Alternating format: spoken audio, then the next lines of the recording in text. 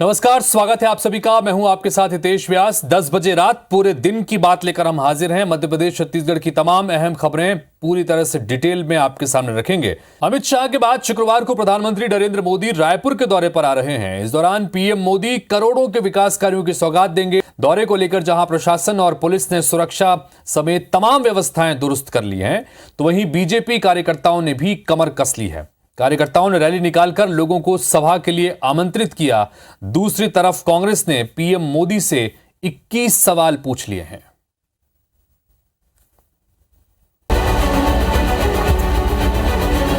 छत्तीसगढ़ में एक बार फिर कमल खिलाने के लिए बीजेपी ने पूरी ताकत झोंक दी है। प्रधानमंत्री नरेंद्र मोदी और अमित शाह के साथ ही पार्टी के दिग्गज नेताओं के दौरे हो रहे हैं। अमित शाह के बाद शुक्रवार को पीएम मोदी रायपुर में चुनावी अभियान का शंखनाद करेंगे। प्रधानमंत्री के दौरे को लेकर पार्टी कार्यकर्ताओं में खासा उत्साह दिख रहा है। गुरुवार को कार्यकर्ताओं ने ढोल ताशे बजाकर प्रभात फेरी और बाइक रैली निकालकर आम जनता को सभा के लिए आमंत्रित किया।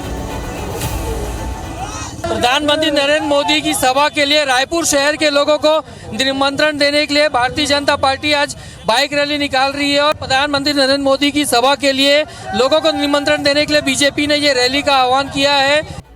प्रधानमंत्री नरेंद्र मोदी सुबह 10:45 पर रायपुर एयरपोर्ट पहुंचेंगे। सुबह 10:50 पर साइंस कॉलेज मैदान के लिए रवाना होंगे और 11:05 पर कार्यक्रम स्थल पहुंच जाएंगे।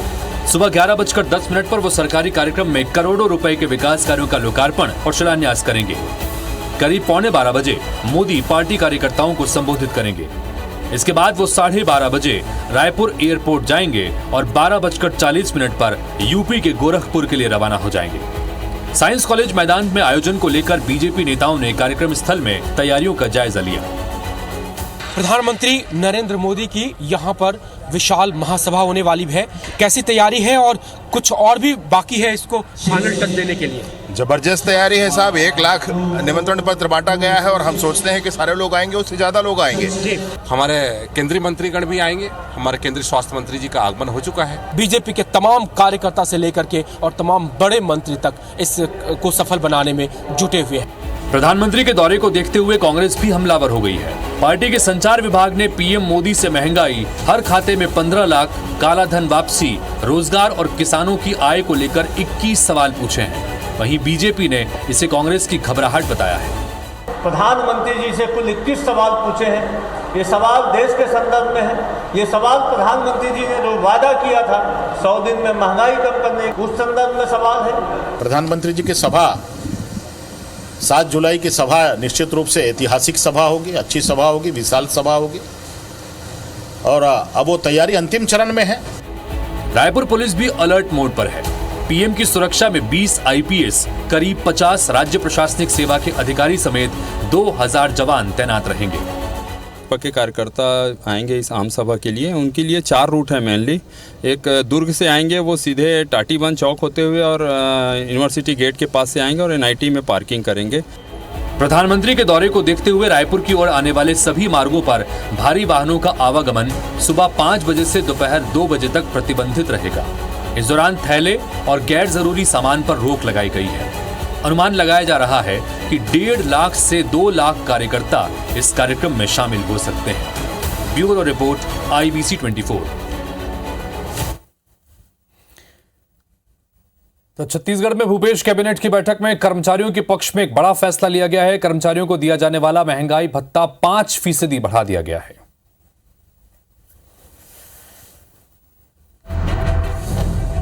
छत्तीसगढ़ के सरकारी कर्मचारियों के डीए में 5% की बढ़ोतरी कर दी गई है। सीएम हाउस में आयोजित कैबिनेट की बैठक में यह फैसला लिया गया कि अब छत्तीसगढ़ के सरकारी कर्मचारियों को 38% डीए मिलेगा। सीएम भूपेश बघेल ने ट्वीट कर इसकी जानकारी दी है। सीएम के मुताबिक इस फैसले से राज्य सरकार को हर साल 1000 करोड़ का अतिरिक्त वित्तीय भार आएगा। इस बैठक में मानसून सत्र की रणनीति, किसानों को पर्याप्त बीज उपलब्ध कराने, खाद की उपलब्धता और सरकार की आगामी रणनीति पर चर्चा हुई।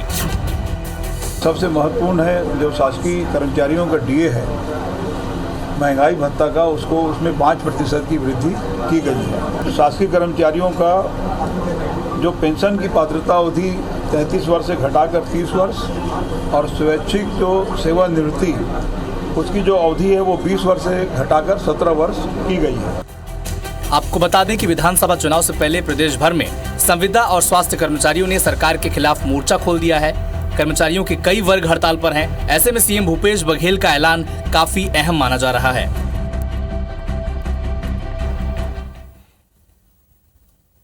तो भूपेश कैबिनेट की बैठक में कर्मचारियों का महंगाई भत्ता 5% बढ़ाने का ऐलान किया गया, लेकिन कर्मचारी इसे नाकाफी बता रहे हैं और केंद्र की तरह 42% महंगाई भत्ता देने की मांग कर रहे हैं। मांगों को लेकर छत्तीसगढ़ कर्मचारी अधिकारी महासंघ कल यानी शुक्रवार को पूरे प्रदेश में हड़ताल का ऐलान कर चुका है।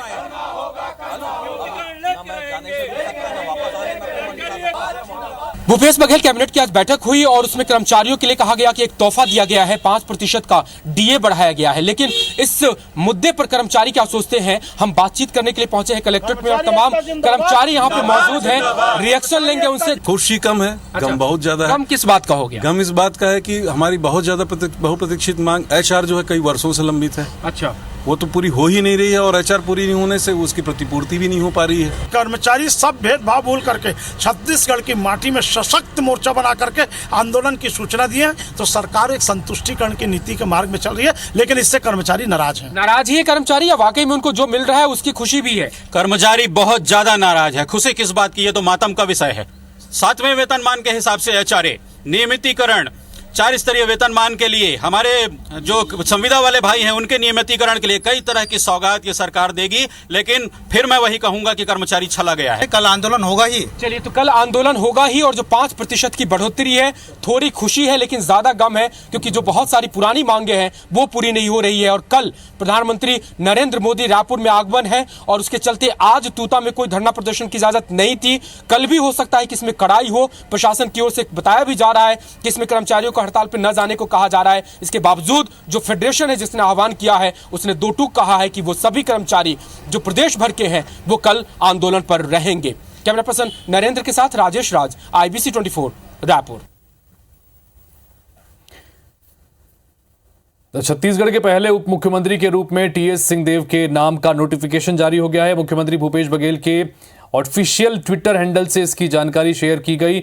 इसके फौरन बाद उप मुख्यमंत्री टीएस सिंहदेव राज्यपाल बी हरिचंदन से मुलाकात करने के लिए राजभवन पहुंचे, जहां दोनों की मुलाकात करीब 10 मिनट तक चली। मुलाकात के बाद राजभवन से बाहर निकलने के बाद मीडिया से बातचीत करते हुए सिंहदेव ने कहा कि ये सिर्फ शिष्टाचार मुलाकात थी। चूंकि राज्यपाल ने उप मुख्यमंत्री के रूप में उनकी मनोनयन के नोटिफिकेशन पर हस्ताक्षर करने की सहमति दी थी, लिहाजा वे उनका आभार व्यक्त करने के लिए पहुंचे थे।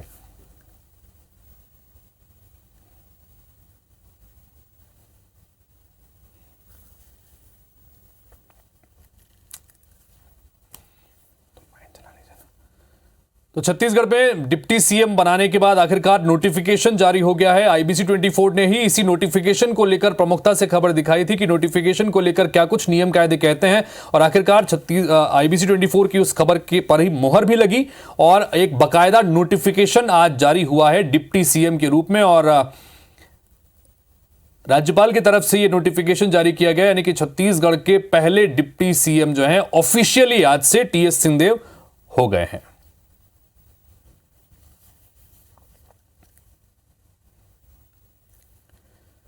तो सीधी पेशाब कांड के पीड़ित दशमत रावत ने भोपाल पहुंचकर मुख्यमंत्री शिवराज सिंह चौहान से मुलाकात की। इस दौरान सीएम शिवराज ने दशमत से माफी मांगी, चरण धोकर उनका सम्मान किया। सीएम शिवराज ने दशमत को सुदामा और अपना दोस्त भी बताया।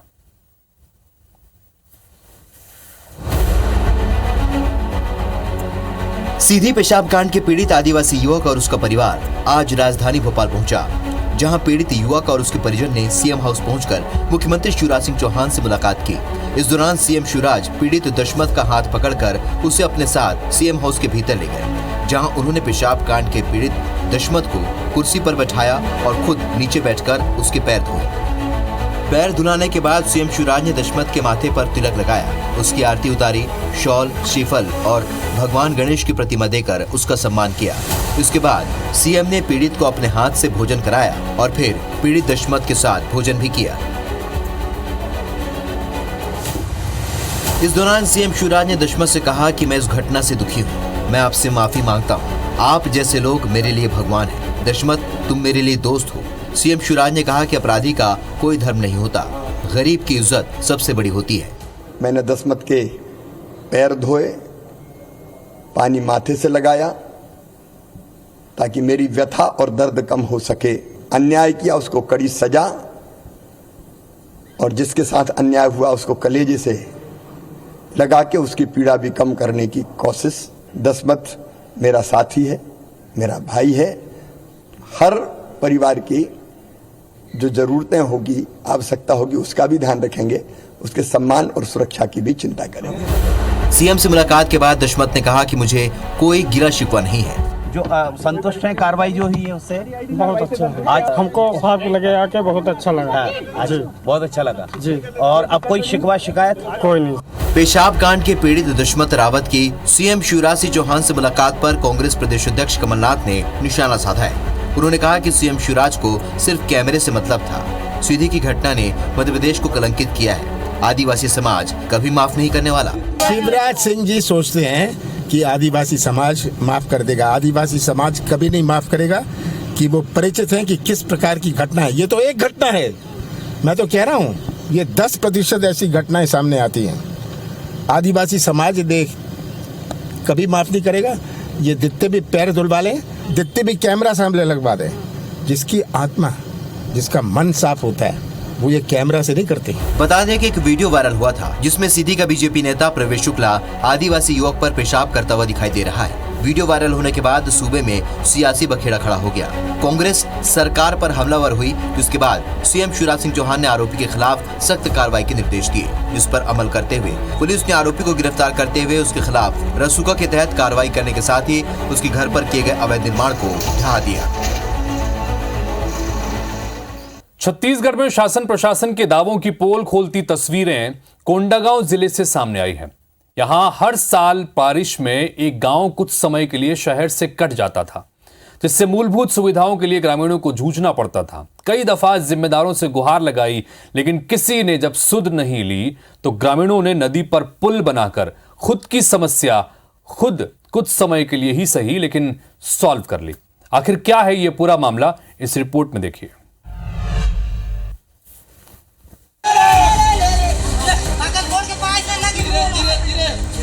जरा गौर से देखिए इन ग्रामीणों को। ये किसी मनरेगा की मजदूरी नहीं, बल्कि खुद के लिए खुद के जुटाए हुए पैसों से नदी पर पुल बना रहे हैं। अब आपके जहन में ये सवाल जरूर उठेगा कि इन्हें पुल बनाने की क्या जरूरत आन पड़ी। तो चलिए आपको ग्रामीणों की मजबूरी और सरकारी दावों की हकीकत दोनों से रूबरू कराते हैं। दरअसल कोंडागांव जिले की अनंतपुर ग्राम पंचायत में बसा कोटरली बेड़ा गांव 3 तरफ से नदी नालों से घिरा है। बारिश के समय में ये गांव बाकी इलाकों से कट जाता है और जरूरी चीजों के लिए मोहताज हो जाता है। कई सालों से जनप्रतिनिधियों से लेकर अफसरों तक ग्रामीणों ने गुहार लगाई, लेकिन झूठे वादों ने ग्रामीणों की आस तोड़ दी। इसके बाद ग्रामीणों ने खुद ही नदी पर पुल बनाने का फैसला किया। गांव के हर घर से 100-100 रुपए जुटाए गए और लकड़ी इकट्ठा कर मार्कंडे नदी पर अस्थायी पुल बना डाला। हम लोगों को ना इधर उड़ीसा जाने के लिए ना बहुत ही सुविधा होता है, क्योंकि अनंतपुर लगभग यहाँ से 10 किलोमीटर है। अच्छा। इसलिए हमको ना जाना बहुत ही दिक्कत होता है। इसलिए ना उड़ीसा दुकान या कुछ भी काम होने से हमको इधर ही नजदीक पड़ता है 1 किलोमीटर के। अब इधर उधर जाने का कोई रोड नहीं है, ना के बिजली का प्रॉब्लम है, अब बच्चे मन का भी है। अब हम लोग अब किधर से तो सोचना तो नहीं दे रहा है, तो हम खुद के हम पीड़ा उठा के गाँव वाले जहाँ भी है चंदा बुड़ी बना के हम लोग काम कर रहे हैं। कोटरली बेड़ा गांव में स्कूल, अस्पताल जैसी मूलभूत सुविधाएं नहीं हैं। ग्रामीणों को नदी पार करने के बाद 7 किलोमीटर दूर अनंतपुर या 1 किलोमीटर दूर ओडिशा राज्य के सिलाटी इलाके में जाना पड़ता है। बीमार होने पर गांव में एम्बुलेंस नहीं पहुंच पाती, डोला बनाकर मरीज को ले जाना पड़ता है। इतना ही नहीं, प्रसव के लिए महिलाओं को करीब 1 महीने पहले गाँव छोड़ना पड़ता है। हम लोग को अनंतपुर से लगभग 7 किलोमीटर कोटरली बेड़ा बसा है। इसमें हमको रोड का समस्या है, आंगनबाड़ी भी नहीं है, स्कूल भी नहीं है।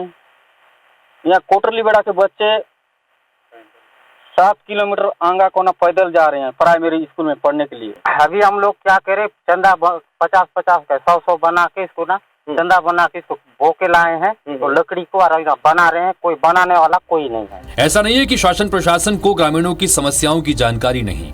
अफसर कहते हैं कि गांव वन विभाग की जमीन में आता है, इसलिए वन विभाग को रोड बनाने के लिए सर्वे की जिम्मेदारी दी गई है। लेकिन वन विभाग लोगों की समस्याएं दूर करने के लिए अंतहीन निद्रा से जाग ही नहीं रहा। तो इसके लिए फॉरेस्ट डिपार्टमेंट को हमने सर्वे के लिए बोला है। फॉरेस्ट डिपार्टमेंट के द्वारा जैसे ही वो सर्वे होकर के आ जाएगा तो हम उसको मनरेगा के थ्रू उसको कराएंगे और उस गांव में जो भी बेसिक सुविधाएं हैं उसको हम वहां तक उपलब्ध कराने के लिए प्रशासन हमेशा प्रयास करता रहा है और जो भी गांव हमारे ऐसे बचे हैं उनको भी हम इससे जोड़ रहे हैं। गांव में 5 साल पहले विधानसभा चुनाव से पहले जनप्रतिनिधि भी आए थे, लेकिन चुनाव हो गए तो उसके बाद आज तक किसी ने लौटकर आने की जहमत नहीं उठाई, जिसे लेकर ग्रामीणों के दिल में कसक है।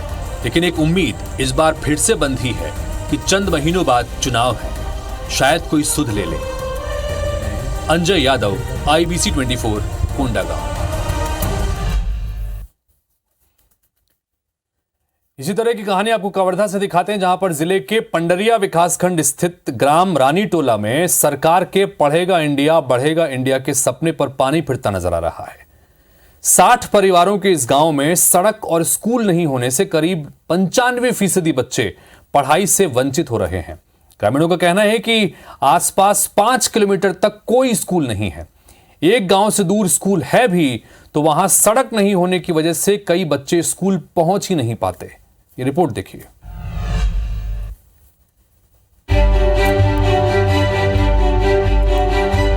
शिक्षा हमारे लिए बेहद जरूरी है। इस महत्व को सरकारें भी समझती हैं। इसलिए कोई भी बच्चा शिक्षा से वंचित ना हो, इसके लिए पूरे इंतजाम करने का दावा भी होता है। लेकिन दावों की कलई खोलती कुछ तस्वीरों से भी आपको रूबरू कराते हैं।